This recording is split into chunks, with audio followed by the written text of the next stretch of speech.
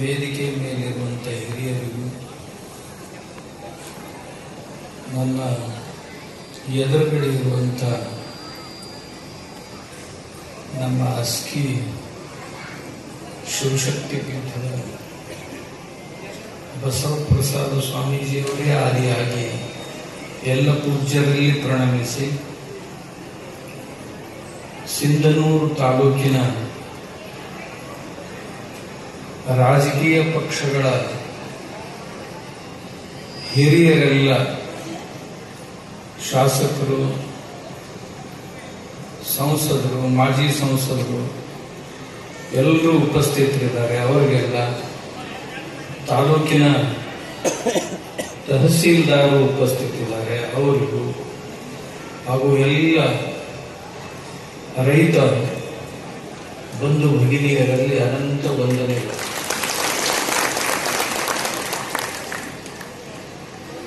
ಕೆಲವು ದಿವಸಗಳ ಹಿಂದೆ ಇವರು ಟೀಮು ಈ ಕಾರ್ಯಕ್ರಮಕ್ಕೆ ನನಗೆ ಆಮಂತ್ರಣ ಕೊಡ್ಲಿಕ್ಕೆ ಬಂದಿತ್ತು. ಸುರೇಶ ಮತ್ತು ಅವನ ಗೆಳೆಯರೆಲ್ಲರೂ ಇದ್ರು. ನಾವು ಮುಖ ನೋಡಿದೆ, ಅವನ ಜೊತೆ ಬಂದವರೆಲ್ಲ ಅವ್ರ ಗೆಳೆಯರಿದ್ರು, ನಾಡಗೌಡರು ಇದ್ರು. ನೋಡಿದೆ, ಇವರೆಲ್ಲ ಹೇಳಿದ್ರು ನನಗೆ ಒಂದು ರೈತ ಗೋಷ್ಠಿಯನ್ನು ಇಟ್ಕೊಳ್ತೀವಿ, ಅದಕ್ಕೆ ತಾವು ಬರಬೇಕು ಅಂತ. ಆದ್ರೆ ಕರೆಯಕ್ ಬಂದವರೊಳಗೆ ಒಬ್ಬರು ರೈತರು ಇರಲಿಲ್ಲ. ನಾನು ತಂದೆ, ನಿಮಗ್ಯಾಕೆ ಬುದ್ಧಿ ಹುಟ್ಟು, ನೀವ್ಯಾಕೆ ಬಂದಿರಿ ಅಂತ ಕರೀಲಕ್ಕ, ರೈತರು ಯಾರು ಬಂದಿದ್ರು ವಿಚಾರ ಮಾಡಕ್ ಬರ್ತಿತ್ತು ಅಂತ. ಅಲ್ಲಿಂದ ಮುಂದೆ ಹೋಗಿ 4 ದಿವಸ ಬಿಡೋಣ, ಹೋಗಿ ನಿಮ್ಮ ಊರಾಗ ರೈತರುಗಳು ಮಾತಾಡ್ರಿ, ನೀವೆಲ್ಲ ಶಹರದಾಗ ಮಂದಿ ಇದೀರಿ, ಕಾರ್ಯಕ್ರಮ ಹಳ್ಳಿಯವ್ರ ಸಲುವಾಗಿ ಇಟ್ಕೊಳ್ತೀವಿ ಅಂತೇಳಿ. ಸಿಂಧನೂರಾಗ ರೈತರು ಅದೇರಿ ಇಲ್ಲ ಅಂತಿಲ್ಲ, ಆದ್ರೆ ಹೊಲ್ದಾಗ ರೈತರು ಯಾರು ಓದಿಲ್ಲ. ಇಲ್ಲಿ ಕುಂತವ್ರೊಳಗೆ 90% ಎಲ್ಲ ಬದುವಿನ ಗ್ಯಾಂಗ ಐತೆ, ಹೊಲ್ದಾನ ಗ್ಯಾಂಗ್ ಇಲ್ಲ.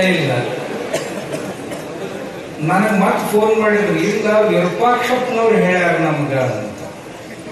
ಅವ್ರು ವಿರೂಪಾಕ್ಷಪ್ಪನವ್ರು ಹಿಂದಿನ ಸಾರಿ ಬಂದಾಗ ಪರಿಚಯ ಆಗಿತ್ತು ನಮ್ಮ ಬಸವಪ್ರಸಾದ ಸ್ವಾಮಿಗಳ ಮಠದಲ್ಲಿ. ಇಲ್ಲ, ವಿರೂಪಾಕ್ಷಪ್ಪನವ್ರು ಇಚ್ಛೆ ಪಟ್ಟಾರ, ಏನಾರು ಮಾಡಿ ಒಟ್ಟು ನೀವು ಆ ಸ್ವಾಮೀಜಿಯವ್ರ ಕಾರ್ಯಕ್ರಮ ಮಾಡ್ರಿ. ಇಲ್ಲಿ ನಾವೆಲ್ಲರೂ ರಾಜಕೀಯ ನೇತಾರರು ಮುಂದಾಗಿ ಎಲ್ಲರೂ ಸೇರಿಸೋಣ, ಜನರನ್ನು ಕರೆಯೋಣ, ರೈತರನ್ನು ಕರೆಯೋಣ, ನಿಜವಾಗ್ಲೂ ರೈತರಿಗಾಗಿನ ಕಾರ್ಯಕ್ರಮ ಮಾಡೋಣ ಅಂತಾರ ಅಂತ ನನಗೆ ಫೋನ್ ಮಾಡಿದ್ರು. ಅವ್ರ ಅಂತಾರಂತಂದ್ರ ನೋಡೋಣ ಅಂದೆ ನಾನು. ಮತ್ತೆ ಇವ್ರು ಬಂದ್ರು, ಮತ್ತೆ 4-6 ಜನ ಇವರೆಲ್ಲ ಸೇರಿ. ಇರ್ಲಿಕ್ಕಂದ್ರೆ ನಾಯನ್ ಬರೋ ಮನಸ್ಥಿತಿ ಒಳಗೆ ಇರ್ಲಿಲ್ಲ. ನಾವು ಒಕ್ಕಲಿಗರು ಇರ್ಲಿಲ್ಲ ಅಂದ್ರೆ ಬರಾಕ ತಯಾರಾಗುವುದಿಲ್ಲ. ಉಳಿದವ್ರು ನನ್ನ ಕೆಲಸ ಬಹಳ ಇದ್ದೂ ಇರುವುದಿಲ್ಲ.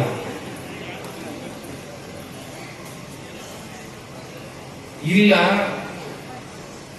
ನಾವೆಲ್ಲ ರಾಜಕೀಯ ಪಕ್ಷಗಳು, ಅದರಲ್ಲಿ ಕಾಂಗ್ರೆಸ್, ಬಿಜೆಪಿ, JDS ಎಲ್ಲ ಜನರು ಇದ್ರೊಳಗೆ ಸಹಭಾಗಿ ಆಗ್ತಾ ಇದಾರ ಅಂತ ಹೇಳಿದ್ರು. ಇವ್ರು ಬರೀ ಸ್ವಾಮಿಗಳು ಬರ್ಲಿ ಅಂತ ಹೇಳ್ತಾರೋ, ಕಾರ್ಯಕ್ರಮ ಮಾಡ್ತಾರೋ ಅಂತ ನನ್ಗೆ ಅನ್ಸಿತ್ತು. ಆದ್ರೆ ಎಲ್ಲರೂ ಕೂಡ ಮಾಡಿದ್ದು ನನಗೆ ಬಹಳ ಸಂತೋಷ ಪಡ್ತೀನಿ. ನಮ್ಮ ರೈತ ಸಮುದಾಯಕ್ಕೂ ಸಹಿತ ಬಹಳ ಸಂತೋಷವನ್ನು ಉಂಟು ಮಾಡುವಂತ. ತಾವು ಸಿಂಧನೂರಿನ ರೈತರು, ಕೆಲವು ಜನ ಇದ್ರೊಳಗ ಹೊಲದಾಗ ಹೋಗಿ ಕೆಲಸ ಮಾಡೋ ರೈತರಿದ್ದೀರಿ, ಕೆಲವು ಜನ ಲೀಸ್ ಕೊಟ್ಟು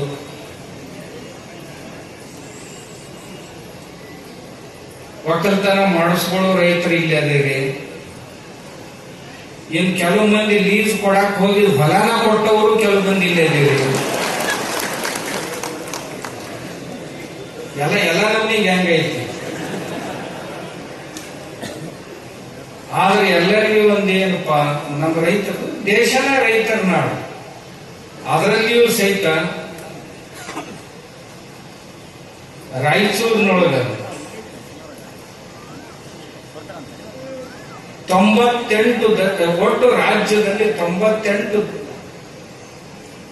ಲಕ್ಷ ಹೆಕ್ಟೇರ್ ಭೂಮಿ, ಅದರಲ್ಲಿ ಒಂದು 50% ನೀರಾವರಿಯಾಗಿದೆ. ರಾಯಚೂರಿನಲ್ಲಿಯೂ ಸಹಿತ ಒಟ್ಟು ಭೂಮಿಯ 50% ನೀರಾವರಿಗೆ ಒಳಪಟ್ಟಿದೆ. ರಾಯಚೂರಿನ ಉತ್ತರದ ತುದಿಯಲ್ಲಿ ಕೃಷ್ಣೆ, ದಕ್ಷಿಣದ ತುದಿಯಲ್ಲಿ ತುಂಗಭದ್ರೆ. ಇವೆರಡರ ನಡುವಿನ ಫಲವತ್ತಾದಂಥ ಕ್ಷೇತ್ರ ಇದು ರಾಯಚೂರು. ಅದರಲ್ಲಿ ಸಿಂಧನೂರು 610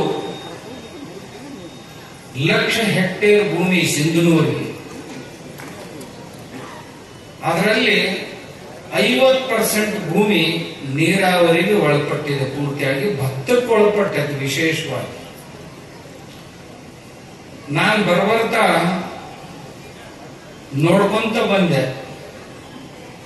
ಮತ್ತೆ ಇಳಿದು ಹೊಲದಾಗೂ ಹೋಗಿದ್ದೆ ನೋಡಾಕ. ನೋಡಿದೆ, ಮ್ಯಾಗ ನೋಡಿದ್ರ ಬಹಳ ಚಂದ ಕಾಣಿಸ್ತೈತಿ ಭೂಮಿ, ಒಳಗೆ ಹೋಗಿ ನೋಡಿದ್ರ ಭೂಮಿ ಬಾತ್ಲೆ ಆಗೈತಿ. ಭೂಮಾತೆ ಅಂತ ಕರಿತೀವಿ, ಆ ತಾಯಿ ಮೈಮ್ಯಾಗ ಸೀರೆನೂ ಇಲ್ಲ, ತಾಯಿ ಮೈಮ್ಯಾಗ ಯಾವ ಆಭರಣಗಳೂ ಇಲ್ಲ. ಭೂತಾಯಿಯ ಮೈ ಮೇಲೆ ಆಭರಣಗಳೇನು ಇರ್ಬೇಕಾಗಿತ್ತಲ್ಲ, ಅವು ಏನು ಕಾಣ್ತಾನೆ ಇಲ್ಲ. ಹಿಂಗಂದ್ರೆ ಏನು? ಈ ಭೂಮಿಯ ಆಭರಣಗಳಂದ್ರೆ ಗಿಡಗಳು. ಎಲ್ಲಿ ಗಿಡಗಳೇ ಕಾಣಲಿಲ್ಲ. ನೆಳಗೋಯ್ತಾವ್ ನೆಳಗೋಯ್ತಾವ್ ನೆಳಗೋಯ್ತಾವ ಅಂತ ಎಲ್ಲರನ್ನೂ ತೆಗೆದು ಹಾಕಿದ್ರಿ. ನೀವು ನಿಂತು ಮನಿ, ನೀವು ನಿಂತು ಹೊಲ, ಅವೇ ನೆಳಗೋಯಂಗಿಲ್ಲ. ನಿಮ್ಮನ್ನು ಇಟ್ಟು ಹಿಂದೆ ಸರಿಸಿದ್ರೆ ಹೆಂಗಾದೀತು? ಭೂಮಿ ಉಳಿದೀತೇನು? ಭೂಮಿ ಖಾಲಿ ಆಗೈತಿ. ನೋಡಿದ್ನ ಭೂಮಿ ಹಿಡಿದು ನೋಡಿದ್ರೆ ನನಗನ್ನಿಸ್ತೈತಿ ಇನ್ನೇನು ಬಹಳ ವರ್ಷದ ಉಳಿತೈತಿ ಅಂತ ಅನ್ಸೋದಿಲ್ಲ. ನೀವು ಹೊಲದಾಗ ಹೋಗಿರೋ ಇಲ್ಲೋ ಗೊತ್ತಿಲ್ಲ, ಹೋದ್ರು ಸಹಿತ ಮಣ್ಣಿನ ಗೂಡು ಮಾತಾಡ್ತಿರೋ ಇಲ್ಲೋ ಗೊತ್ತಿಲ್ಲ. ಬರೇ ರೊಕ್ಕದ ಗೂಡು ಮಾತಾಡಕ್ ಕಲ್ತಿರೋ ಹೊರತು ಬೆಳೆಗಳ ಗೂಡು ಮಾತಾಡಕ್ ನಮ್ ರೈತರು ಸಂವಾದನ ಬಂದಾಗ್ಬಿಟ್ಟೈತಿ. ಹೊಲದ ಗೂಡು ಯಾರು ಮಾತಾಡಂಗೆ ಇಲ್ಲ. ನಿಂದ ಹೆಂಗೈತು ಪ್ರಕೃತಿ ಅಂತ ಒಬ್ಬರ ಕೇಳಿವೇನು? ಆ ಮಣ್ಣು ಹೇಳೈತಂದ ನಮಗ್ ತಮ್ಮ ಪ್ರಕೃತಿ ಹೆಂಗೈತಂತ. ಏನ್ ಹೆಂಗೈತಂತ ಹೇಳೋದು? 40 ಕ್ವಿಂಟಲ್ ಭತ್ತ ಬೆಳಿತೀರಿ, 20 ಕ್ವಿಂಟಲ್ ಗೊಬ್ಬರ ಹಾಕ್ತೀರಿ, 20 ಚೀಲ ಗೊಬ್ಬರ ಹಾಕ್ತೀರಿ. ಮತ್ತದು ವರ್ಷದಾಗ 2 ಸರಿ ಹಾಕ್ತೀವಿ. ಆ ವಿಷ ನುಂಗಿ ನುಂಗಿ ನುಂಗಿ ನುಂಗಿ ಆ ಭೂತಾಯಿ ತತ್ತರಿಸಿ ಹೋಗ್ಯಾಳ. ಇನ್ನೊಂದು 10 ವರ್ಷದಾಗ ಈ ಭೂಮಿ ಎಲ್ಲ ಬಂಜರ ಭೂಮಿಯಾಗಿ ಪರಿವರ್ತನೆ ಆಗ್ತೈತಿ. ಇನ್ನೇನು ಬಹಳ ವರ್ಷ ಉಳಿಯುವ ಲಕ್ಷಣಗಳು ಆ ಭೂಮಿಯೊಳಗೆ ಇಲ್ಲ. ಯಾಕಂದ್ರ ಭೂಮಿಯೊಳಗೆ ಇರಬೇಕಾದಂತ ಪೋಷಕಾಂಶಗಳು ಯಾವ ಕಾಣ್ತಾ ಇಲ್ಲ ಭೂಮಿಯಲ್ಲಿ. ನಾವೇನ ಹಾಕಿವೆಲ್ಲ, ಹಾಕಿದ್ದನ್ನ ಅಷ್ಟ ಉಂಡು ಏನೋ ICU ಪೇಷಂಟ್ ಅಷ್ಟೇ ಶಲಾಯಿನ್ ಹಚ್ಚಿದ ಕೂಡಲೇ ಎದ್ದು ಕುಂತ ಮಾತಾಡ್ತೈತಿ, ಶಲಾಯಿನ್ ತೆಗೆದ ಕೂಡಲೇ ಮುಕ್ಕೋತೈತಿ. ಹಂಗ ನಾವೇನ್ರ ಹಾಕಿದ ಕೂಡಲೇ ಇಟ್ಟು ಬೆಳೆ ಕೊಡ್ತೈತಿ, ತಕೊಂಡ್ ಕೂಡಲೇ ಮತ್ ಮಲ್ಕೊಂತೈತಂತಲ್ಲ, ಹಂಗ ನಮ್ಮ ಭೂಮಿ ಸ್ಥಿತಿ ಆಗೈತಿ.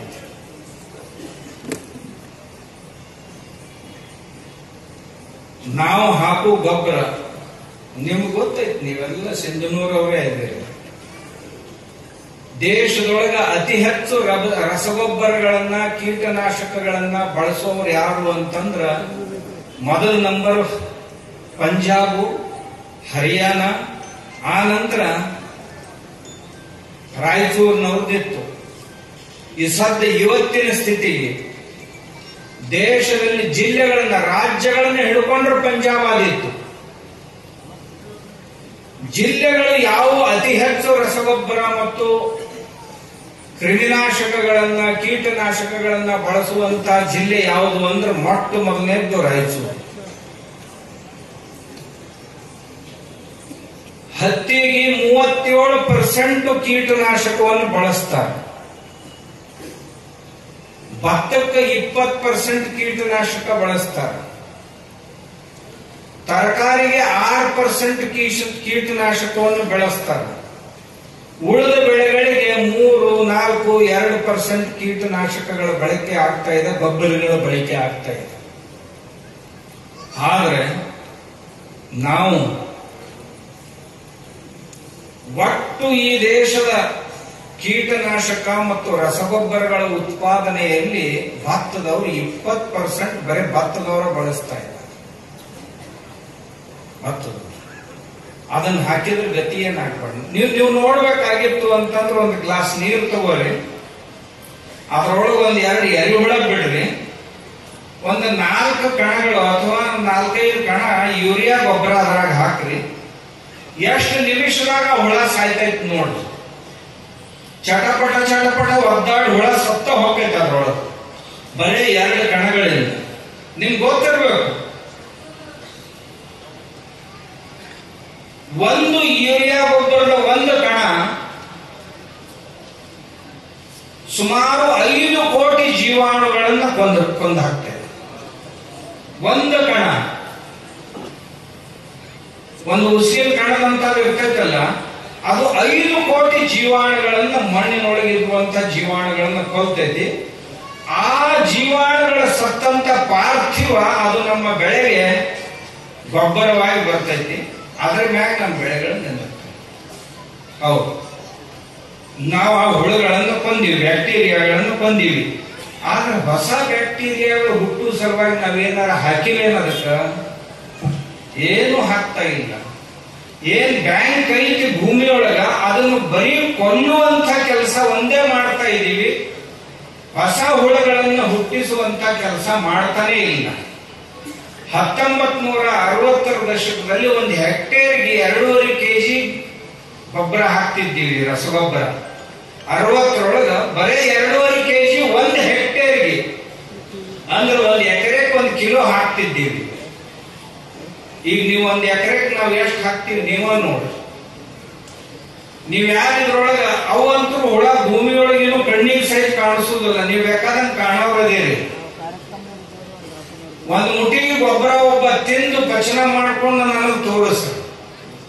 ನಿಮ್ಮೊಳಗೆ ಯಾರು ಪೈಲ್ವಾನ್ರದಿರಲ್ಲ ಅವ್ರಿಗೊಂದ ಹಿಡಿ 1 ಮುಟ್ಟಿಗೆ ರಸಗೊಬ್ಬರ ಕೊಡ್ತೀನಿ, ಇದನ್ನು ತಿಂದು ಪಚನ ಮಾಡ್ಕೊಂಡು ನನಗೆ ತೋರಿಸ, ನನಗೇನೋ ಆಗ್ಲಿಲ್ರಿ ಅಂತ ಹೇಳಿ. 1 ಮುಟ್ಟಿ ಗೊಬ್ಬರ ತಿಂದೆ ಅಂತಂದ್ರೆ ನೀವು ಮರುದಿವ್ಸ ಸಂಜೆಗೆ ಮ್ಯಾಗ ಹೋಗಿರ್ತೀವಿ, ತಳಗ್ ನಿಂದಿರುವುದಿಲ್ಲ. 80 ಕಿಲೋ ಮನುಷ್ಯನ 1 ಮುಟ್ಟಿ ಗೊಬ್ಬರಕ್ಕೆ ಮ್ಯಾಗ ಹೋಗಾನ ಅಂದ್ರ ಕಣ್ಣಿಗೆ ಕಾಣಲಾರದಂತ ಸಣ್ಣ ಸಣ್ಣ ಜೀವಾಣುಗಳ ಸ್ಥಿತಿ ಏನು? ಈ ಮಣ್ಣಿನೊಳಗೆ ಎಷ್ಟು ಪ್ರಕಾರದ ಜೀವಾಣುಗಳದಾವ ಅಂತೀರಿ ನೀವು? ಎಲ್ಲಿಗೆ ಬಂದೈತಿ ಜೀವಾಣುಗಳ ಸ್ಥಿತಿ ಅಂದ್ರ ಮಣ್ಣಿನೊಳಗೂ ಸಹಿತ 100 ಪ್ರಕಾರದ ಜೀವಾಣುಗಳದಾವ. ಬೆಳೆಯನ್ನ ನೀವು ಬಿತ್ತಿದ್ರಿ ಅಂದ್ರ ಆ ಬೀಜವನ್ನ ಮೊಳಕೆ ಒಡೆಯುವ ಸಲುವಾಗಿ ಕೆಲಸ ಮಾಡುವಂತ ಜೀವಾಣುಗಳು ಬೇರೆ. ಮಳೆಗೆ ಒಡೆದ ಕೂಡಲೇ ಆ ಬೇರುಗಳನ್ನ ರಕ್ಷಿಸಿ ಬೆಳೆ ಎಲೆಗಳನ್ನ ಮೇಲೆ ಕಳಿಸುವಂತ ಜೀವಾಣುಗಳು, ಎಲೆಗಳು ತೆರ್ಕೊಂಡ ನಂತರ ಎಲೆಗಳನ್ನ ಬೆಳೆಸುವಂತ ಜೀವಾಣುಗಳು, ಬೆಳೆಯನ್ನ ಗ್ರೋ ಪ್ರಮೋಟರ್ಸ್, ಬೆಳೆಯನ್ನ ಬೆಳೆಸುವಂತ ಜೀವಾಣುಗಳು ಬೇರೆ, ಬೆಳೆಗೆ ಬೇಕಾದಂತ ಬಣ್ಣವನ್ನು ಕೊಡುವಂಥವುಗಳು ಬೇರೆ, ಹೂವನ್ನ ನಿರ್ಮಿಸುವಂತ ಜೀವಾಣುಗಳು ಬೇರೆ, ಹೂಗಳು ಕಾಯಿಯಾಗಿ ಕಾಳುಗಳಾಗಿ ಪರಿವರ್ತನೆ ಮಾಡುವಂತ ಜೀವಾಣುಗಳು ಬೇರೆ. ಏನಾದ್ರೂ ರೋಗಗಳು ಬಂದು ಅಂದ್ರೆ ಆ ರೋಗಗಳನ್ನ ಎದುರಿಸುವಂತ ಜೀವಾಣುಗಳು ಸಹಿತ ಭೂಮಿಯೊಳಗನೆ ಇರ್ತಾವ. ಇಷ್ಟೆಲ್ಲ 100 ಪ್ರಕಾರದ ಜೀವಾಣುಗಳು ಭೂಮಿಯೊಳಗದಾವು. ಬಹಳ ಆಟೋಮೇಷನ್ ಮೋಡ್ನೊಳಗೆ ಕೆಲಸ ನಡೆದೈತಿ ಕೆಳಗೆ. ಅವರ ಸಂಖ್ಯೆ ಗಣನೀಯವಾಗಿ ತೀರಿ ಹೋಗೈತಿ ಕೆಳಗೆ. ಆದ್ರಿಂದ ನಮ್ಮ ಭೂಮಿ ಬಹಳ ದಿವಸ ಉಳಿಯೋದಿಲ್ಲ. ಭೂಮಿ ಬಹಳ ದಿವಸ ಉಳಿಯೋದಿಲ್ಲ. ಹಾಗಾದ್ರೆ ನಾವು ಏನ್ ಮಾಡ್ಬೇಕು? ಈ ಪ್ರತಿಯೊಬ್ಬರು ಅಂತಾರೆ, ನೀವು ಹೇಳೋದೆಲ್ಲ ಸರಿ ಗುರುಗಳೇ, ನಾವ್ ಏನ್ ಮಾಡ್ಬೇಕು? ಮೊದಲು ಎಲ್ಲರ ಮನ್ಯಾಗೂ ದನ ಇದ್ದು, ನಿಮಗೆ ಆಶ್ಚರ್ಯ ಅನ್ನಿಸ್ತಿರ್ಬೇಕು, 1 ಗ್ರಾಮ್ ಗೊಬ್ಬರ ಅಂದ್ರೆ 1 ಚಮಚ ಅಂದ್ರೆ 10 ಗ್ರಾಮ್ ಆಕೈತಿ. ಒಂದು ಚಮಚ ಗೊಬ್ಬರ ಸಗಣಿ, ಒಂದು ಚಮಚ ಸಗಣಿ ಸುಮಾರು 100 ಕೋಟಿ ಜೀವಾಣುಗಳನ್ನು ನಿರ್ಮಿಸುವ ಕಲ್ಚರ್ ಆಗಿ ಕೆಲಸ ಮಾಡ್ತಕ್ಕ. ಆದ್ರ ಆ ಸಗಣಿಯಿಂದ ನಾವು ಏನೇನ್ ತಕ್ಕೋಬೇಕು, ಹೆಂಗ್ ತಕ್ಕೋಬೇಕು ಅನ್ನೋದನ್ನ ನಾವು ನಿರ್ಣಯ ಮಾಡಬೇಕು. ಸಗಣಿ ಒಳಗ, ಆಕಳ ಸಗಣಿ ಒಳಗ ಇಂಥ ಸಾಮರ್ಥ್ಯ ಐತಿ ನಿಮ್ಗೆ ಹೇಳ್ತೀನಿ. ಆ ಸಗಣಿಯಿಂದ ಏನೇನ ಹೆಂಗ್, ಈಗ ಹಾಲಿನೊಳಗೆ ಏನೇನೋ ಐತಿ, ಹಾಲಿನೊಳಗೆ ಮಜ್ಜಿಗೆನೂ ಐತಿ, ಹಾಲಿನೊಳಗೆ ಮೊಸರನು ಐತಿ, ಹಾಲಿನೊಳಗೆ ಬೆಣ್ಣೆನೂ ಐತಿ, ಹಾಲಿನೊಳಗೆ ತುಪ್ಪನೂ ಐತಿ. ನಾವು ಅದನ್ನ ಪ್ರಕ್ರಿಯೆಗೆ ಒಳಪಡಿಸಿ ನಮಗೇನ್ ಬೇಕು ಅದನ್ನ ನಿರ್ಮಾಣ ಮಾಡ್ಕೋತೀವಿ. ಹೇಗೆ ಹಾಲಿನೊಳಗೆ 4 ಪದಾರ್ಥಗಳು ಅದಾವಲ್ಲ, ಹಂಗ ಸಗಣಿ ಒಳಗೆ 100 ಪದಾರ್ಥಗಳದಾವ. ಅವುಗಳನ್ನ ಪ್ರಕ್ರಿಯೆಗೆ ಒಳಪಡಿಸ್ತೀವಿ ಅಂದ್ರೆ ನಮಗೇನ್ ಬೇಕು ಅದನ್ನ ತಕ್ಕೊಳಕ್ ದಾರಿ ಆಗ್ತದೆ.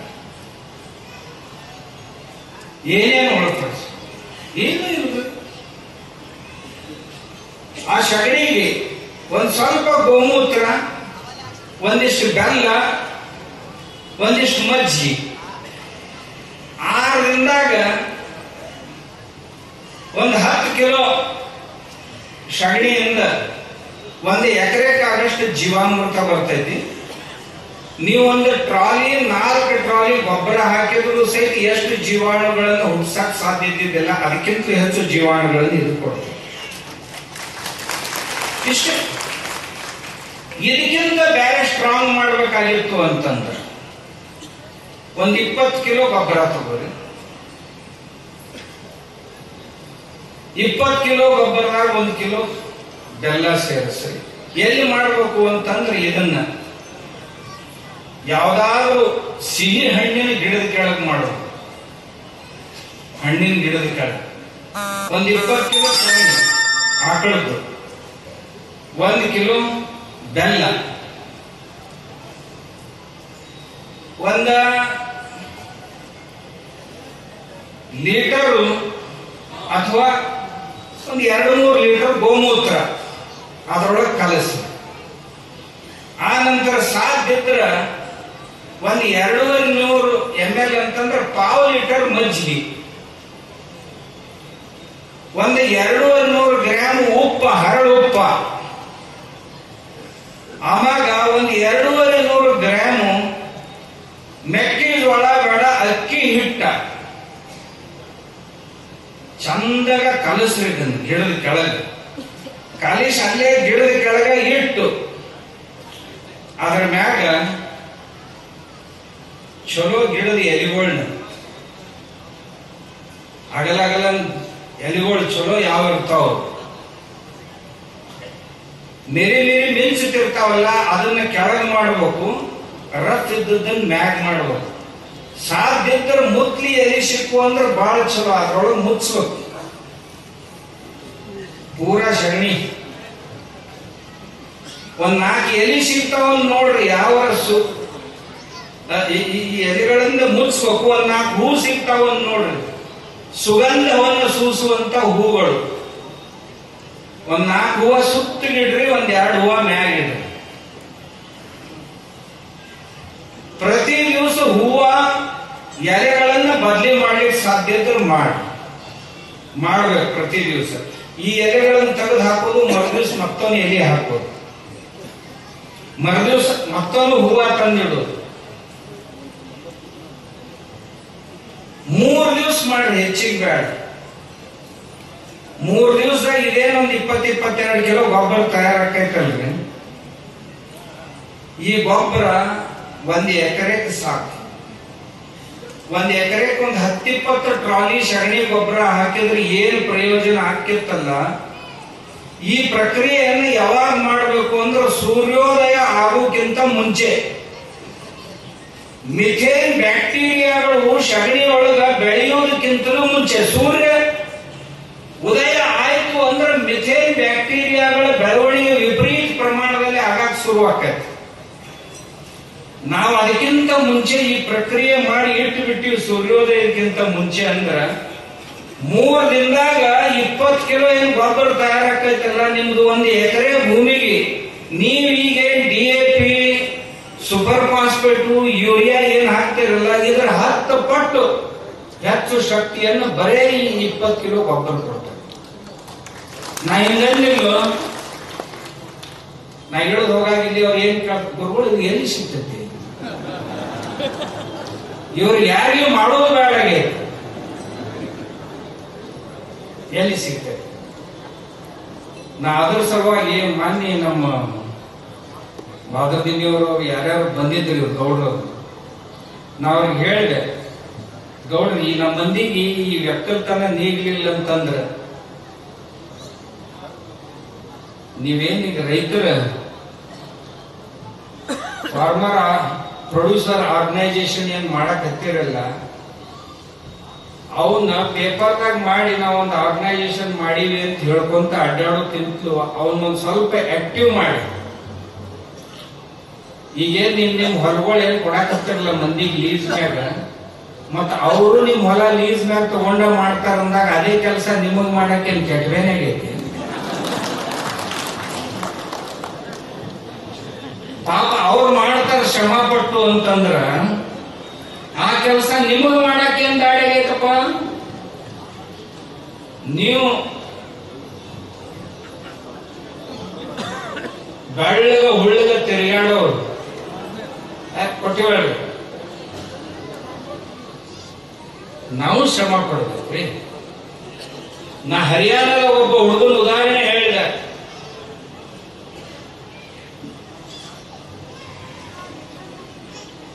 ಜನಾರ್ದನ್ ರೆಡ್ಡಿ ಅವರ ಒಬ್ಬ ಹುಡುಗ 50,000 ಎಕರೆ ಭೂಮಿ ಮಾಡ್ಯಾನ.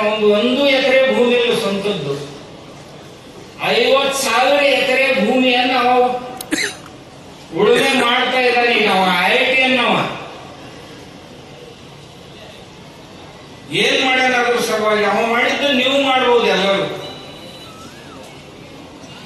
ಅವ ನಿಮ್ಮಲ್ಲ ಒಂದು ಕಂಪನಿ ಫಾರ್ಮರ್ ಪ್ರೊಡ್ಯೂಸಿಂಗ್ ಆರ್ಗನೈಸೇಷನ್ ಮಾಡಿದ, ಮಾಡ್ಕೊಂಡು 4-8 ಮಂದಿ ಗೆಳೆಯರನ್ನು ಕರ್ಕೊಂಡು ಮಾಡಿ ಆ ಕಂಪನಿಯನ್ನು ಎಷ್ಟು ಸ್ಟ್ರಾಂಗ್ ಮಾಡಿದ ಅಂದ್ರ, ಆ ಕಂಪನಿ ವತಿಯಿಂದ ಒಂದು ಕಲ್ಟಿವೇಶನ್ ಟೀಮ್, ಒಂದಿಷ್ಟು ಟ್ರ್ಯಾಕ್ಟರ್ಗಳು ಆ ಕೆಲಸ ಮಾಡಬಹುದು. ಒಂದು ಕಲ್ಟಿವೇಶನ್ ಟೀಮ್ ಅಂದ್ರೆ ಬರೇ ಉತ್ತಾಕ ಬಿತ್ತಾಕ ಒಂದು ಸ್ವತಂತ್ರ ಟೀಮ್, ಒಂದು ವಿಭಾಗ. ಆ ನಂತರ ಬೀಜಗಳನ್ನು ತಯಾರಿಸೋದು, ಸಸಿಗಳನ್ನು ತಯಾರಿಸೋದು, ಇವುಗಳ ಸಲುವಾಗಿ ಬೀಜೋತ್ಪಾದನೆ ಮತ್ತು ನರ್ಸರಿ ಡಿಪಾರ್ಟ್ಮೆಂಟ್ ಅಂತ ಇದು 2ನೇ. 3ನೇ ಡಿಪಾರ್ಟ್ಮೆಂಟ್ ಸ್ಪ್ರೇಯಿಂಗ್ ಡಿಪಾರ್ಟ್ಮೆಂಟ್. ಡ್ರೋನ್ಗಳನ್ನು ಬಳಸಿಕೊಂಡು ಸ್ಪ್ರೇ ಮಾಡಾಕ ಎಕ್ಸ್ಪರ್ಟ್ಸ್ ಟೀಮ್ ಇಟ್ಬಿಟ್ಟಾರ. 3ನೇ ಡಿಪಾರ್ಟ್ಮೆಂಟ್. 4ನೇ ಡಿಪಾರ್ಟ್ಮೆಂಟ್ ಯಾವುದು ಅಂತಂದ್ರ ಹಾರ್ವೆಸ್ಟಿಂಗ್, ಕಟಾವು ಮಾಡುವಂತ ಡಿಪಾರ್ಟ್ಮೆಂಟ್ 4ನೇದು. 5ನೇ ಡಿಪಾರ್ಟ್ಮೆಂಟ್ ಯಾವುದು ಅಂತಂದ್ರ ಪೋಸ್ಟ್ ಹಾರ್ವೆಸ್ಟಿಂಗ್, ಅಂದ್ರೆ ನೀವು ರಾಶಿ ಮಾಡಿದ ನಂತರ ಅಥವಾ ಕಟಾವಿನ ನಂತರ ಅದರ ಮೇಲೆ ಪ್ರೊಸೆಸ್ ಮಾಡೋದು ಒಂದು ಕಂಪನಿ, ಅಂದ್ರೆ ಪ್ರಸಂಸ್ಕರಣಕ್ಕೆ ಒಳಪಡಿಸೋದು ಒಂದು ಟೀಮು. ಇದು 5ನೇದ್ದು. 6ನೇ ಟೀಮ್ ಯಾವುದು ಅಂತಂದ್ರ packing, branding and marketing. Packing ಮಾಡೋದು, ಬ್ರ್ಯಾಂಡಿಂಗ್ ಮಾಡೋದು, ಮಾರ್ಕೆಟಿಂಗ್ ಮಾಡೋದು. ಅವನು ವಿದೇಶಕ್ಕೆ ಕಳಿಸ್ತಾನೆ ಎಲ್ಲ. ನಿಮ್ದು ಏನಪ್ಪ ಮುಂದೆ ಧ್ಯೇಯ ಎಷ್ಟೈತಿ ಅಂತ ಕೇಳಿದ್ರ ಅವ ಹೇಳ್ತಾನ, ನಾ ಕನಿಷ್ಠ ಒಂದು 500 ಕೋಟಿ ಭೂಮಿಯನ್ನ ನನ್ನ ಕಂಪನಿ ವತಿಯಿಂದ ಉಳುಮೆ ಮಾಡಬೇಕು ಅಂತ ಸಂಕಲ್ಪ ಮಾಡೀನಿ. ಬರೀ ಭಾರತದಲ್ಲಿ ಅಲ್ಲ, ಆಫ್ರಿಕಾದಲ್ಲಿ ಹೋಗ್ತೀನಿ, ಅಮೇರಿಕನ್ ಕಂಟ್ರಿಗಳಲ್ಲಿ ಹೋಗ್ತೀನಿ. ಅಲ್ಲಿ ಈಗಾಗಲೇ ತಗೊಂಡ ನಾವು ಅಮೇರಿಕಾದಾಗ, ಆಫ್ರಿಕಾದಾಗ ಹಿಂಗ 5-10 ಎಕರೆ 100 ಎಕರೆ ಹಿಂಗ ಇಷ್ಟ್ರ ಮ್ಯಾಗ ಕೆಲಸ ನಡೆಯಂಗಿಲ್ಲ. ಕನಿಷ್ಠ ಅಂದ್ರೆ ಒಂದು 10,000 ಎಕರೆ ತಗೋಬೇಕ. ಕಾರ್ಪೊರೇಟ್ ಫಾರ್ಮಿಂಗ್ ಮಾಡ್ಬೇಕಾಯ್ತು ಅಂತಂದ್ರೆ ಇದನ್ನ ಮಾಡ್ಬೇಕು. ನಮ್ಮ ಯುವಕರು ಮುಂದೆ ಬರ್ಬೇಕು. ಬಂದು ನೀವು ಈ ವ್ಯವಸ್ಥೆಯನ್ನ ಮಾಡ್ಕೋಬಹುದು. ಮಾಡಿಕೊಂಡು ಭೂಮಿ ಹಾಳಾಗದಂತೆ ನಾನು ಸಹಿತ ನಮ್ಮ ಗವರ್ಮೆಂಟ್ ಕಡೆ 1 ಲಕ್ಷ ಎಕರೆ ಭೂಮಿ ಕೇಳಿ ನಾನು. ನಿಮ್ ಸರ್ಕಾರದ ಬಿದ್ದ ಭೂಮಿ ಐತಲ್ಲ 1 ಲಕ್ಷ ಎಕರೆ ಭೂಮಿಯನ್ನ ನಮ್ಮ ಮಠಕ್ಕೆ ಕೊಡ್ರಿ. ಬಾಡಿಗೆ ಮ್ಯಾಗ, ಮಾಲಿಕೆ ಹಕ್ಕಿನ ಮ್ಯಾಗ ಅಲ್ಲ. ನಾನು 1 ಎಕರೆಗೆ ಒಬ್ಬಂಗ ಜಾಬ್ ಕೊಡ್ತೀನಿ, ನೌಕರಿ ಕೊಡ್ತೀನಿ. 1 ಲಕ್ಷ ಎಕರೆ ಕೊಟ್ಟರೆ ಅಂದ್ರೆ 1 ಲಕ್ಷ ಎಕರೆ 1 ಲಕ್ಷ ಜನರಿಗೆ ಅದರೊಳಗೆ ನಾನು ಉದ್ಯೋಗ ಕೊಡ್ತೀನಿ. ಏನ್ ಮಾಡೋರಂತ ನಾನು ಕೇಳಿದ್ರು ಮುಖ್ಯಮಂತ್ರಿಗಳು. 5 ಎಕರೆಕ್ಕೆ ಒಂದೊಂದು ಪೀಸ್ ಮಾಡ್ತೀನಿ, 5 ಎಕರೆದು. ಅದಕ್ಕೊಬ್ಬ ಹೆಡ್, 4 ಮಂದಿ ಅಸಿಸ್ಟೆಂಟ್. 5 ಮಂದಿಗೆ 5 ಎಕರೆ ಕೊಟ್ಟು ಬಿಡ್ತೀನಿ. ಒಬ್ಬ ಹೆಡ್, 4 ಮಂದಿ ಅಸಿಸ್ಟೆಂಟ್. ಇಷ್ಟಲ್ಲ, ನೀವೆಲ್ಲಿ ಕೊಟ್ಟಿರ್ತಿರಲ್ಲ, ಕಾಡು ಪ್ರಾಣಿಗಳು ತೊಂದರೆ ಕೊಡಬಾರ್ದು ಅಂತ ತಿಳ್ಕೊಂಡು ಇದರ ಹೊರಗಿನ ಮಕ್ಕಳ ಕಾಡು ಪ್ರಾಣಿಗಳ ಸಲುವಾಗಿ, ಊರನ್ ದನಗಳ ಸಲುವಾಗಿ 100-200 ಎಕರೆ ಕೃಷಿ ಮಾಡ್ತಾರೆ. ಅದ್ರೊಳಗೂ ಸಹ ದನಗಳಿಗೆ ತಿನ್ನಕ್ ಬರುವಂತಹದ್ದು, ಯಾವ ಭಾಗದಾಗ ಆನೆಗಳು ಅದಾವು ಆನೆಗೆ ತಿನ್ನುವಂತಹದ್ದು, ಯಾವ ಭಾಗದೊಳಗೆ ಜಿಂಕೆ ಅದಾವು ಜಿಂಕಿಗೆ ಯಾವ್ದು ಹಿಡಿಸ್ಬೇಕದು, ಎಲ್ಲಿ ಮಂಗ್ಯ ಬಾಳದವು ಮಂಗ್ಯ ಹಿಡಿಸೋದನ್ನ 100-200 ಎಕರೆ ಅದ್ರ ದಂಡಿಗೆಲ್ಲ ಅವಕೂರ ಸಲುವಾಗಿ ಮಾಡ್ತೇನೆ. ಉಳಿದದ್ರೊಳಗೆ ನಮ್ಮ ಜನ ಕೆಲಸ ಮಾಡ್ತಾರೆ. ಅದಕ್ಕೆ ಬೇಕಾಗೋ ನೀರಿನ ವ್ಯವಸ್ಥೆ, ಡ್ರಿಪ್ ಸಿಸ್ಟಮ್ ಆಗಿರ್ಲಿ, ಸ್ಪ್ರಿಂಕ್ಲಿಂಗ್ ಸಿಸ್ಟಮ್ ಆಗಿರ್ಲಿ, ಇವು ಆಯಾ ಡಿಪಾರ್ಟ್ಮೆಂಟ್ಗಳು ತಮ್ಮ ಕೆಲಸ ಮಾಡ್ಕೊಂಡು ಹೋಗ್ತಾರೆ. ಇಷ್ಟೆಲ್ಲ ಮಾಡಿ ನಾವು ಒಳ್ಳೆ ತಿನ್ನುವ ವಸ್ತುಗಳನ್ನ ಜನರಿಗೆ ಕೊಟ್ರ ಜನ ನಿಮ್ಮನ್ನ ಹಾಡು ಹೊಗಳ್ತಾರೆ. ಹಿಂಗ್ ಮಾಡಕ್ ಸಾಧ್ಯ ಐತಿ. ನಾ ಯಾಕೆ ಈ ಮಾತು ನಿಮ್ಮ ಎದುರಿಗೆ ಹೇಳಕತ್ತೀನಿ ಅಂದ್ರ, ನೀವು ಹನುಮಂತನ ನಾಡಿನವರು ಹೌದು, ಇಲ್ಲೇ ಅಲ್ಲ ನಿಮ್ಮ ಮಗಳಲ್ಲ ಹನುಮಪ್ಪನವ್ರ ಅಂಜನಾದ್ರಿ. ಮತ್ತೆ ಹೆಚ್ಚು ಕಡಿಮೆ ನೀವು ಹನುಮಪ್ಪನಂಗ ಆಗಿರಿ ಅಂತ ಅನಿಸ್ತದೆ. ಎಲ್ಲರಿಗೆ ಸಮುದ್ರ ಜಿಗಿಬೇಕಂದ್ರಂತ ಯಾವಂದ ನನಗೆ ಇಷ್ಟ ಆಗುದಿಲ್ಲ, ನನಗೆ ಅಷ್ಟ ಆಗುದಿಲ್ಲ ಅಂತ ಹನುಮಪ್ಪ ಕೇಳಿದ್ರು. ಹನುಮಂತ ನೀ ನನಗೂ ಆಗುದಿಲ್ಲ ಅಂತ. ಅವಾಗ ಹಿರಿಯರಾದಂತ ಜಾಂಬವಂತ ಹನುಮಂತ ಕರ್ದು ಹೇಳಿದಂತೆ, ಹುಚ್ಚಿದೆಯೋ ಶಾಣ್ಯದೆಯೋ, ಸಣ್ಣವಿದ್ದಾಗ ದೇವ್ರು ನಿನಗೆ ವರ ಕೊಟ್ಟಾನ, ನಿನಗೆ ಅಸಾಧ್ಯ ಅನ್ನೋದೇನೂ ಇಲ್ಲ, ನೀ ಏನ್ ಮನಸ್ಸಿಗೆ ಬಂದದ್ದನ್ನು ಮಾಡುವ ಸಾಮರ್ಥ್ಯ ನಿನ್ನ ಒಳಗೈತಿ, ಒಂದ್ಸಾರಿ ನೋಡು ಕಣ್ ತಗುದು ಅಂತ ನೆನಪು ಮಾಡ್ಕೊಂಡ ಜಿಗಿತೀನಂದ. ಹೋಗಿ ಹೊಳೆ ಬರ್ತೀನಂದ, ಲಂಕಾಕ್ ಹೋದ ಮತ್ ಹೊಳೆ ಬಂದ. ಹಂಗ ನೀವು ಹನುಮಪ್ಪಗಳು ಅದಿರಲ್ಲ, ನೀವು ಮನಸ್ಸು ಮಾಡಿದ್ರೆ ಬೆಕ್ಕತ್ ಮಾಡ್ತೀರಿ.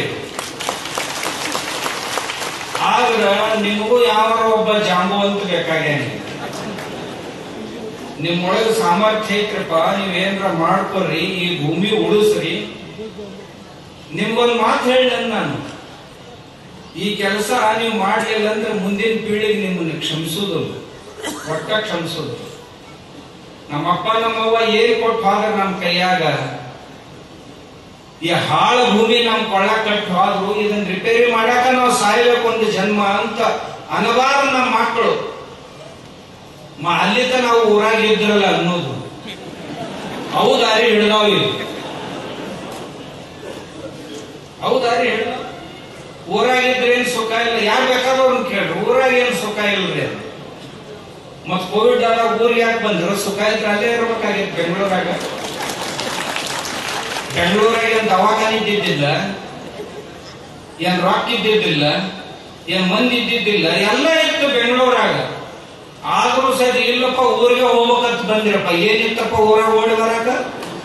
ಅಲ್ಲೇ ಇರ್ಬೇಕಾಗಿತ್ತೋ ಇಲ್ಲ? ಊರಾಗ ಇದ್ದದ್ದು ಜಗತ್ನಾಗ ಎಲ್ಲಿ ಇರಕ್ ಸಾಧ್ಯ ಇಲ್ಲ. ಅದು ನಮ್ಮ ಊರಾಗ ಏನೈತೆ ಅದು ಜಗತ್ನಾಗ ಎಲ್ಲಿ ಇರಕ್ ಸಾಧ್ಯ ಇಲ್ಲ. ನಾವು ಈ ಬುದ್ಧಿವಂತಿಕೆಯಿಂದ ಕೃಷಿ ಮಾಡ್ಬೇಕಾಗಿತ್ತು, ಮಣ್ಣನ್ನು ಶ್ರೀಮಂತ ಮಾಡ್ಬೇಕಾಗಿತ್ತು. ಮತ್ತೊಂದು ಸಾರಿ ಮಣ್ಣಿನೊಳಗಿರುವಂತ ಸಾಯಿಲ್ ಕಾರ್ಬನ್ ಹೆಚ್ಚು ಮಾಡಬೇಕಾಗೈತಿ, ಸಾವಯವ ಇಂಗಾಲವನ್ನು ಹೆಚ್ಚು ಮಾಡಬೇಕಾಗೈತಿ. ಮಾಡ್ಬೇಕಾತು ಅಂದ್ರೆ ಕೆಲವೊಂದು ವಿಶೇಷ ಕಾರ್ಯವನ್ನು ನೀವೆಲ್ಲರೂ ನಾವು ಮಾಡ್ತೀವಿ, ನಮ್ ಸುತ್ತಮುತ್ತನವ್ರು ಹಂಗ ಮಾಡ್ತಾರ ಹಿಂಗ್ ಮಾಡ್ತಾರ. ನೋಡ್ರಿ, ಮಾಡ್ಬೇಕನ್ನೋಂಗ ಯಾವ ನಿಮಿತ್ತಗಳು ಬೇಕಾಗಿರುವುದಿಲ್ಲ. ಯಾವ ಮಾಡಕ್ ಇಚ್ಛಾ ಇರಂಗಿಲ್ಲ, ಅವ 100 ಕಾರಣ ಹುಡುಕ್ತಿರ್ತಾನ. ಯಾವ ಮಾಡೋ ಇಚ್ಛಾ ಇರಂಗಿಲ್ಲ, ಅವ 100 ಕಾರಣ ಹುಡುಕ್ತಿರ್ತಾನ. ಮಾಡ್ಬೇಕನ್ನೋ ಯಾವ ಕಾರಣನೂ ಬೇಕಾಗಿಲ್ಲ, ಅವ ಮಾಡಿ ಖಾಲಿ ಆಗಿಬಿಡ್ತಾನ. ನನಗೂ ಇನ್ನೊಂದಿದ್ದು ಮಂದಿ ಸ್ವಾಮಿ ತಲೆ ಕೆಟ್ಟ ಜಗತ್ತೆಲ್ಲ ಚಂದ್ರನ ಮ್ಯಾಗ ಹೊಂಟೈತಿ, ಎಲ್ಲ ಹುಡುಕ್ ಹೊಂಟಾನ ಸ್ವಾಮಿ. ಇಂಥ ಮಂದಿ ಯಾರು ಇದ್ರಾಗ ನಿಮ್ಮೂರಿನವ್ರ ಅಂತಿದ್ರು. ಈಗ ಸ್ವಾಮಿ ಬಹಳ ಹಣ್ಯಾನ, ಅವ್ನ ಮಾತು ಕೇಳೋಕೆ ನಮ್ಗೆ ಜಮಸದಲ್ಲ. ಅವ್ರು ಸ್ವಾಮಿಗಳದಾರ, ಅವ್ರಿಗೆ ನಡೀತೈತೆ ಅಂತ ಮತ್ ತಮ್ಮೊಳಗ ಮಾತಾಡ್ಕೊಳ್ಳೋರು ಮಾತು. ಯಾಕಂದ್ರೆ ಇವ್ರು ಸ್ವಾಮಿಗಳದಾರ, ದಕ್ಷಿಣ ಪಕ್ಷಣ ಕೊಡ್ತೈತ್ ಮಂದಿ, ಅದ್ರ ಮ್ಯಾಗ ಇವ್ರು ಮಠ ನಡೀತಾವು, ಏನ್ ಮಾಡಿದ್ರು ನಡೀತೈತಿ, ನಮ್ಗೇನ್ ಹಂಗೇನ್ ಯಾರು ಕೊಡೋರ್ದಾರ ಅಂತ ಅನ್ನೋರು ಇದ್ರಾಗ ಅದಾರ. ಹಂಗೆ ತಿಳ್ಕೊಳಕ್ ಹೋಗ್ಬೇಡ್ರಿ, ನಾ ಬಹಳ ಪ್ರಾಕ್ಟಿಕಲ್ ಮನುಷ್ಯ ಅದೇನು. ಒಂದೊಂದು ದುಡ್ಡಿಂದು ಲೆಕ್ಕ ಇಡ್ತೇನ, ಒಂದೊಂದು ದುಡ್ಡಿಂದು ಲೆಕ್ಕ ಇಡ್ತೇನ. ಇಟ್ಟು ಅದ್ರೊಳಗೆ ಅದು ಲಾಭ ಹಾನಿ ನೋಡ್ಕೊಂತಾನ ಮುಂದಕ್ಕೆ ಹೋಗ್ತಿರ್ತೇನೆ. ಆಮೇಲೆ ಯಾವ್ದು ಲಾಭದಾಯಕ ಅನಿಸ್ತೈತೆ ಅದ್ ನಷ್ಟನ ಹೇಳ್ತಿರ್ತೇನೆ. ಆಮ್ಯಾಗ ಪ್ರತಿಯೊಂದರ ಮ್ಯಾಗೂ ನಾ ಏನ್ರ ಪ್ರತಿ ದಿವಸ ಏನ್ರ ಹೊಸ ಕಲಿತಿರ್ತೀನಿ. ಇನ್ನೊಂದು ತಿಳ್ಕೊರಿ ನೀವು, ನಾನು ಪ್ರತಿ ದಿವಸ ಒಂದ್ ಎಲ್ಲಾರು ಹಾಲ್ನಂದ್ರ ಜನ ಏನ್ ತಿಳ್ಕೊತಾರೆ, ಈ ಸ್ವಾಮಿಗಳು ನಮ್ಗೆಲ್ಲ ಏನೋ ಕಲ್ಸಾಕ್ ಬಂದಾರ, ಹೇಳಾಕ್ ಬಂದಾರ ಅಂತ ತಿಳ್ಕೊಂಡಿರ್ತಾರ. ನಾನು ಹೋಗಿರಂಗಿಲ್ಲ. ಅಲ್ಲಿ ಏನೈತಿ ಅಂತ ಒಂದು ಹೊಸ ವಿಷಯವನ್ನು ತಿಳ್ಕೊಳಕ್ ನಾ ಹೋಗಿರ್ತೀನಿ. ಅವ್ರದೊಂದು ತಗೊಳ್ಳೋದು ಒಂದು ಕೊಟ್ಟು ಬರುದಪ್ಪ. ನಾವು ಉಸಿರು ಇರುವವರೆಗೂ ಸಹಿತ ಕಲಿತಾನೆ ಇರ್ಬೇಕು. ನಮ್ಮ ಅಣ್ಣೊಬ್ಬ ರೈತನ ಕಡೆ ಹೋಗಿದ್ದೆ. ಹೋದಾಗ ಅವ MSc ಅಗ್ರಿ ಗೋಲ್ಡ್ ಮೆಡಲ್ ಅವನು. ಏನೇನ್ ಮಾಡ್ತೀವ ಅಂತ ಕೇಳಿದ್ರೆ, ನಂದು ಸಬ್ಜೆಕ್ಟು ಈ ಆರ್ಥೇನಿಯಂ ಅಂತ ಕಸ ಐತಲ್ರಿ, ಅಂದ್ರೆ ನೀವೇನಂತಿರೋದಕ್ಕೆ ಹಳ್ಳ್ಯಾಗ ಕಾಂಗ್ರೆಸ್ ಅಂತೀವಲ್ಲ, ಅದ್ರ ಮ್ಯಾಗ ನಾ ಸಂಶೋಧನೆ ಮಾಡಿ ಅದ್ರಾಗೇನು ಸಂಶೋಧನೆ ಮಾಡೋದಿರ್ತೈತೆ, ಕಿತ್ತೋಗಿರ್ತೈತಿ ಅಂತ ನಾ ಅಂದ. ಹಂಗಿಲ್ರಿ ಅಂತ. ಇದು ಕಾಂಗ್ರೆಸ್ ಅನ್ನೋ ಕಸ ಏನೈತಿ, ಇದಕ್ಕೆ ಗಜ್ರಿ ಕಸಾನು ಅಂತಾರೆ. ಯಾಕಂದ್ರೆ ಅದ್ರಿ ಎಲಿ ಗಜ್ರಿ ಎಲಿ ಎರಡು ಒಂದೇ ನಮ್ನಿ ಅದಾವ ಅಂತ ತಿಳ್ಕೊಂಡು ಅದು ಗಜ್ರಿ ಕಸಾನು ಅನ್ನುವಂಥದ್ದು ಒಂದು ರೂಢಿ ಐತಿ. ಅವ ಹಂಗ ಈ ಗಿಡ ಎಜ್ಜವ್ರ 3-4 ತಿಂಗಳ ಲೈಫ್ ಇದಕ್ಕ. 4 ತಿಂಗಳದಾಗ ಒಂದ್ ಗಿಡ 1 ಲಕ್ಷ ಬೀಜ ತಯಾರು ಮಾಡ್ತದೆ. ಒಂದು ಚಲೋ ಸಮೃದ್ಧವಾಗಿ ಬೆಳೆದುವಂತ ಗಿಡ 1 ಲಕ್ಷ ಬೀಜ ತಯಾರು ಮಾಡ್ತದೆ. ಮತ್ತ ಅದು 1 ಲಕ್ಷ ಬೀಜ ತಯಾರು ಮಾಡುವ ಹೊತ್ತಿನಾಗ ಭೂಮಿಯಾಗಿಂದ ಏನೇನ್ ತಗೋತೈತಿ ಅಂತ ನಾ ಕೇಳಿದೆ. ಬೆಳೆಗೆ ಏನ್ ಬೇಕಾಗ್ತೈತಲ್ಲ ಪೋಷಕಾಂಶ, ಅದ್ರ 10 ಪಟ್ಟು ಇದು ಒಂದ ನುಂಗ್ತೈತ್ರಿ ಅಂತ ಹೇಳಿ. ನಿಮ್ ಬದುನ್ಯಾಗ ಇರ್ಲಿ, ಹೊಲದಾಗ ಇರ್ಲಿ, ಎಲ್ಲೇ ಇತ್ತು ಅಂತಂದ್ರ ನಿಮ್ಮ ಬೆಳೆಗೆ ಏನು ಪೋಷಕಾಂಶಗಳು ಬೇಕಾಗ್ತಾವಲ್ಲ ಅದ್ರ 10 ಪಟ್ಟು ಇದು. ಯಾಕಂದ್ರ ಇದಕ್ಕೆ ಬಹಳ ಬೆಳೆ ಇಚ್ಛಾ ಇರ್ತೈತಿ, ಬೆಳೀತೈತ. ಹೆಂಗ್ರಿ ಇದನ್ನು ಮುಗಿಸುದು ಅಂತ ಕೇಳಿ. ಯಾವ ಔಷಧ ಬಂದಿಲ್ರಿ. ಇದು 1950-56 ಭಾರತದೊಳಗೆ ಬಂದೈತಿ. ಹೆಂಗ್ರಿ ಮುಗಿಸುದು ಇದನ್ನ? ಅವ ಹೇಳಿದ, ನಾವೊಂದು ಹುಳ ತಯಾರು ಮಾಡಿದ್ರಿ, ಇದ್ರ ಮ್ಯಾಗ ನನ್ನ ಸಬ್ಜೆಕ್ಟ್ ಅದೇ ಅಲ್ಲ. ಬೆನ್ನಿನ ಮ್ಯಾಗ ಪಟ್ಟಿ ಐತೆ ಅದೊಂದು ಹುಳ. ಒಂದು ಹುಳ ಹೊಲದಾಗ ಒಗದ್ ಬಿಟ್ರೆ ಸಾಕು, ತಿಂಗಳದಾಗ ಇಡೀ ಹೊಲದಂದು ಅದು ಮತ್ತೊಂದು ಬೆಳೆ ಬಾಯಿ ಹಾಕಂಗಿಲ್ಲ ಹುಳ. ಎಷ್ಟು ಕಾಂಗ್ರೆಸ್ ಕಸ ಐತೆ ಅದನ್ನೆಲ್ಲ ಹೂವ ತಿಂತೈತಿ, ಎಲಿ ತಿಂತೈತಿ, ಎಳಿ ಡೇಟ್ ತಿಂತೈತಿ, ತಿಂದು ಎಲ್ಲ ಮುಗಿಸ್ಬಿಡ್ತೈತಿ. ಮುಂದಿನ ವರ್ಷಕ್ಕೆ ಹೊಸ ಬೀಜನ ಬರ್ಲಾರ್ದಂಗ ಮಾಡ್ತೈತಿ ಒಂದೇ ಹುಳ. ಅಲ್ಪ ನೀವ್ ಮಾಡಿ ಲ್ಯಾಬೊರೇಟರಿಯಾಗ ಐತಿ, ನಮ್ ರೈತರ ಹೊಲಕ್ಕೆ ಬರುದು ಯಾವಾಗ ಬರ್ತೈತ್ರಿ ಸಾವಕಾಶ ಅಂದ. ಈಗ ಎಲ್ಲಿ ಐತಿ ಅಂತ ಕೇಳಿದೆ. ಈಗಿನ್ನ ನಮ್ ಲ್ಯಾಬ್ನಾಗ ಐತ್ರಿ, ಅದು ರಿಸರ್ಚ್ ಲ್ಯಾಬ್ನಾಗ ಅಂತ. ನಿಮ್ ರಿಸರ್ಚ್ ಲ್ಯಾಬ್ ಇದು ನಮ್ ರೈತರ ಹೊಲಕ್ಕೆ ಯಾವಾಗ ತಗೊಳ್ಳೋದು? ಈಗ ಒಂದ್ 10 ವರ್ಷ ಆತ್ರ ಪ್ರಯತ್ನ ನಡೆದೈತಿ ಅಂದ್ರೆ ನೀವು ಹೊರಕೆ ಎಣ್ಣೆ ಹಾಕ್ತೀರಿ. ನೀರೋದ್ರಾಗೆ ನೀವು ಬರುದಲ್ಲ. ಹೋಗ್ತೀನಿ ಅಂತ.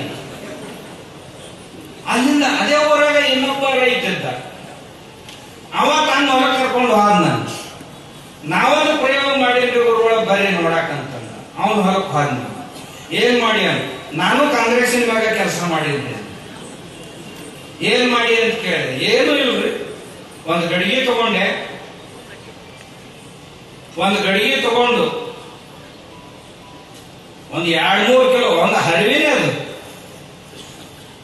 ಒಲೆ ಮ್ಯಾಗ ಇಡುವುದು, ನೀರು ಹಾಕುವುದು, ಕೆಳಗೆ ಬೆಂಕಿ ಹಾಕುವುದು, ಒಂದು 3-4 ಕಿಲೋ ಹೂ ಬಂದಂತ ಕಾಂಗ್ರೆಸ್ ಕಸ ಕಿತ್ಕೊಂಡು ಅದ್ರಾಗ ಹಾಕುದು, ಕಳ ಕಳ ಕಳ ಕಳ ಕಳ ಕುದಿಸುದು, ಅದನ್ನು ಕುದಿಸುದು. ಕುದಿಸಿ 2 ದಿವಸ ಹಂಗ ಇಡುವುದು. ಅದನ್ನು ಇಟ್ಟು ಬಟ್ಟ್ಯಾಗ ಸೋಸ್ಕೋಬೇಕು.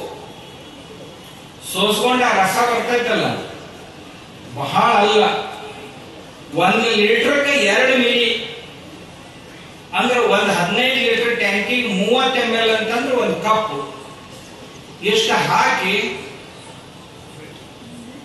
ಸ್ಪ್ರೇ ಮಾಡ್ಬೇಕ್ರಿ. ನಾವು ಎದಕ್ಕಂತ ಕೇಳಿದೆ, ಭೂಮಿಗೆ ಮಾಡ್ಬಿಡ್ರಿ. ಅದು ಏನಾಗುದು ಅಂತ ಕೇಳಿದೆ. ಮುಂದಿನ ವರ್ಷ ಕಾಂಗ್ರೆಸ್ ಬಂದ್ರೆ ನಾನು ಕೇಳಿದೆ, ಆ ಹೊಲದಾಗ ಮುಂದಿನ ವರ್ಷ ಕಾಂಗ್ರೆಸ್ ಒಟ್ಟ ಬರಂಗಿಲ್ಲ. ತಿಳಿತ ನೀವು? ಮತ್ತ ನೀವೇನನ್ನೋರು, ಇದನ್ನ ಯಾರು ಮಾಡಿಕೊಡ್ತಾರೆ? ಯಾಕಂತಂದ್ರೆ ನಿಮ್ಮಂತ ದರಿದ್ರನ್ನು ಹುಡುಕೋದು ಬಹಳ ಕಷ್ಟ ಐತಿ ಜಗತ್ತಿನಾಗ. ನಾ ಬೇರೆದು ಚಪ್ಪಾಳಿನೂ ಬರೆಸ್ತೀವಿ.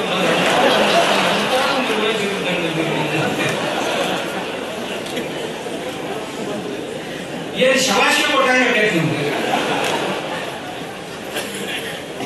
ನಮ್ಮ ರೈತರು ಬಹಳ ಪ್ರಯೋಗ ಮಾಡ್ತಾರೆ. ನಾವೊಂದು ಪ್ರಯೋಗ ಮಾಡಿದ್ವಿ ನಮ್ಮ ಮನೆಯಾಗ, ನಮ್ಮ ಮಠದಾಗ. 100ಕ್ಕೆ 100 ಖರೆ, 100ಕ್ಕೆ 100 ಖರೆ. ಇವ್ ನೋಡ್ರಿ, ಏನ್ ಕಠಿಣ ಅಂತೀರಿ ನೀವು? ಏನು ಕಠಿಣ. ನಾ ಮತ್ತೊಂದ್ ಕಡೆ ಒಬ್ಬ ರೈತನ ಹೊರಗೆ ಹೋಗಿದ್ದೆ. ಅವೊಂದು ಪ್ರಯೋಗ ಮಾಡಿ ಒಟ್ಟ ಹೊಲ ಕಸ ಹೇಳುವಾಗ ಹಂಗ್ ಮಾಡ್ತೇನ್ರಿ ಅಂತ. ಏನ್ ಮಾಡ್ತಿ ಅಂತ ಕೇಳಿದ. ಅವ ಹೇಳ್ದ, 1 ಬ್ಯಾರಲ್ ನೀರು ತಗೋತೇನ್ರಿ, ಪ್ಲಾಸ್ಟಿಕ್ ಬ್ಯಾರಲ್ದಾಗ 200 ಲೀಟರ್. ನಮ್ಮ ಹೊಲದಾಗ ಯಾವ್ಯಾವ ಕಸ ಬಹಳ ಜೋರಾಗಿ ಹೇಳ್ತಾವಲ್ಲ, 60 ಕಿಲೋ ಕಸ ಬೇರೆ ಸಹಿತ ಕೆತ್ತೇನೆ. ಎಷ್ಟು? 1 ಬ್ಯಾರಲ್ದಾಗ 60 ಕಿಲೋ ಕಸ. ಈ ಚಾಪ್ ಕಟ್ರ ಮಷಿನ್ ಒಳಗೆ ಹಾಕಿ ತುಪ್ಪಡಿ ಮಾಡಿ ಆ ಕಸ 21 ದಿವಸ ನೆನಿಡುವುದು. ನೆನಿಟ್ಟು ಭೂಮಿ ಹೊಡೆದ್ಬಿಡುದು. ಅದನ್ನು ಒಂದ್ ಜರ ನಮಿ ಇರ್ಬೇಕು ಭೂಮಿ, ಆ ಭೂಮಿಗೆ ಸ್ಪ್ರೇ ಮಾಡಿಬಿಡುದು. ಅಲ್ಲಿ ಯಾವ ಕಸದ್ದು ಕೂಡಿಸಿ ನೀವು ಸ್ಪ್ರೇ ಮಾಡಿರಲ್ಲ, ಆ ಜಾತಿಗೆ ಒಂದು ಬೀಜ ಮುಂದಿನ ವರ್ಷ ಹುಟ್ಟಂಗಿಲ್ಲ. ಯಾವ ಕಸ ನೀವು ಇದ್ರೊಳಗೆ ಹಾಕಿರಲ್ಲ, ಈ ಕಸ ಮುಂದಿನ ವರ್ಷ ಆ ಭೂಮಿಯೊಳಗೆ ಹುಟ್ಟಂಗಿಲ್ಲ. ಮತ್ ಮುಂದಿನ ವರ್ಷ ಹೊಸದು ಹುಟ್ಟುದು ಬೇರೆ ಯಾವ್ದಾಗ. ಅದು ಹುಟ್ಟಿತಂದ್ರೆ ಅದನ್ನು ಕೆತ್ತೋದು, ಅದನ್ನ ನೆನಾಕೋದು, ಕಟಿಂಗ್ ಮಾಡಿ 21 ದಿವಸ ಹಿಡಿದು ಅದನ್ನ ಸ್ಪ್ರೇ ಮಾಡೋದು. ನಿಮ್ ಹೊಲದಾಗ ಕಸನ ಹೋಗ್ಬೇಕು.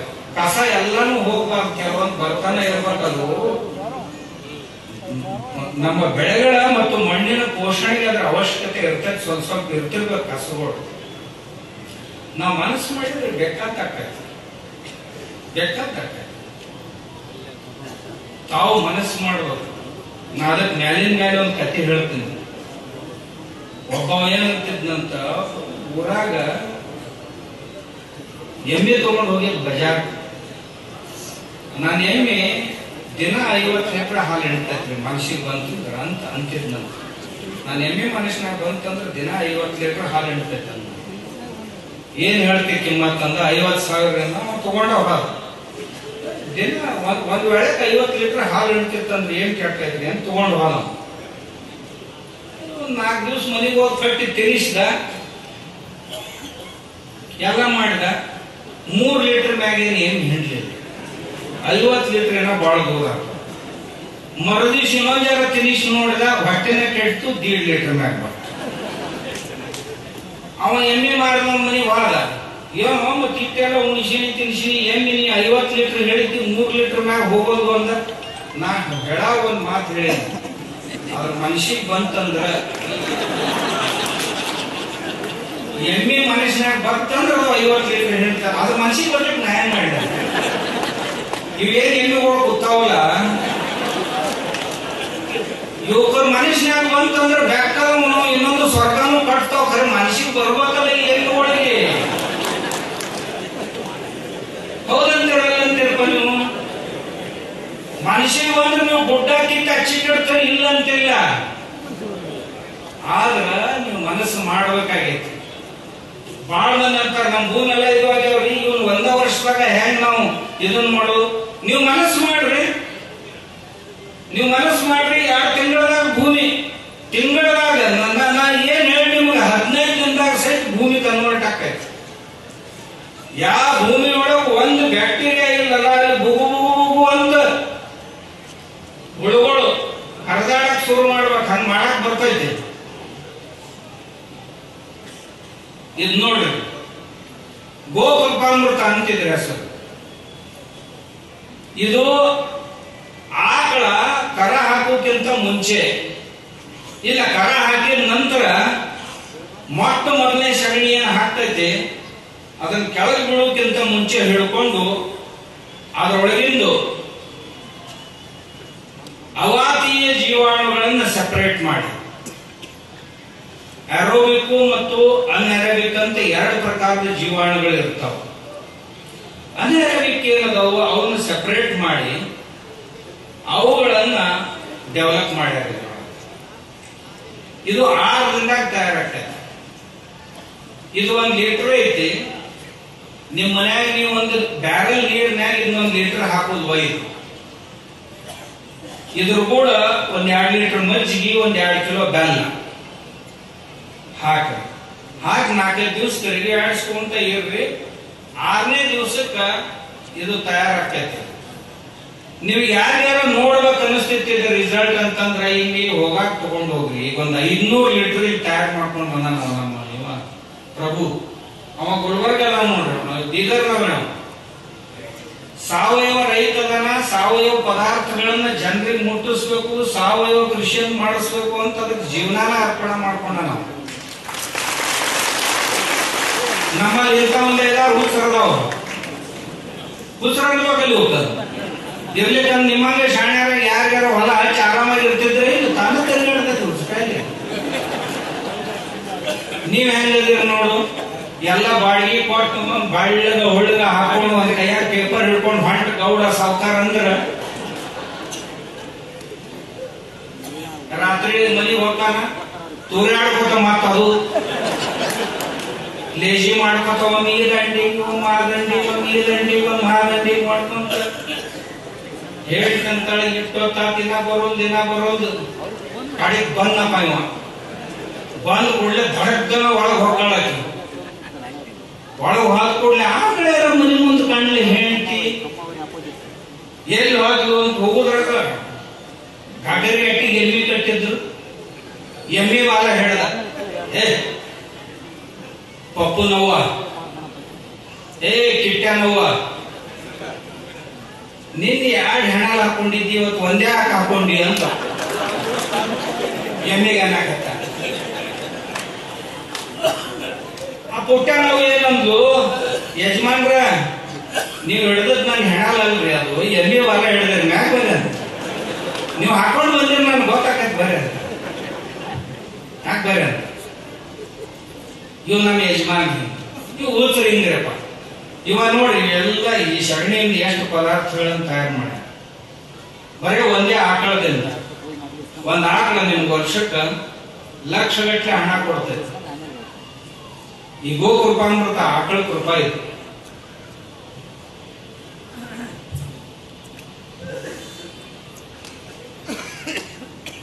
ಇವು ಕೊಳ್ಳ್ರಿ, ನೀವೇನ್ ಮನ್ಯಾಗ ಕೋಳಿ ಹೊಡಿತಿರಲ್ಲ, ಆ ಕೋಳಿ ಬಿಸ್ಕಿಟ್ ನಂಗೆ ಮಾಡ್ಯಾರ ಇವ್ರು,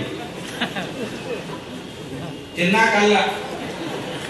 ಅಗ್ನಿಹೋತ್ರ ಸಲುವಾಗಿ ಬೆಳಿಗ್ಗೆ ಸೂರ್ಯೋದಯ ಮತ್ತು ಸೂರ್ಯಾಸ್ತದ ಸಮಯದೊಳಗ ಇವೆರಡು ಕುಳ್ಳು ತಗೊಂಡು ಒಂದ್ ಚಿಟಿಗೆ ಅಷ್ಟು ಅಕ್ಕಿ ಇಷ್ಟ ಒಂದ್ 2 ಹನಿ ತುಪ್ಪ ಹಚ್ಚಿ ಈ ಕುಳ್ಳಿನ ಮ್ಯಾಗಿಟ್ಟು ಒಂದು ಕರ್ಪೂರ ಹಚ್ಚಿಟ್ರಿ. ಅದರಿಂದ ಏನ್ ಹೊಗೆ ಮನೆಯೊಳಗ ಹೊಣ್ಣತೈತಲ್ಲ, ಇದು ಮನೆಗೆ ಹೊಗೆ ಬಿಡ್ತೈತಲ್ಲ, ಅದರಿಂದ ಇಡೀ ನಿಮ್ಮ ಮನೆಯ ವಾತಾವರಣ ಶುದ್ಧ ಆಗ್ತೈತಿ. ನೀವು ಯಾರು ಮನೆಯಾಗ ಇರೋರದಿರಲ್ಲ, ನಿಮ್ಗೆಂದೂ ಅಸ್ತಮಾ, ಕೆಮ್ಮು, ನೆಗಡಿ ಎಂದೂ ಬರುವುದಿಲ್ಲ. ಇದು ಆಕಳ ಸಗಣಿಯಾಗಿ ಸಾಮರ್ಥ್ಯ ಐತೆ.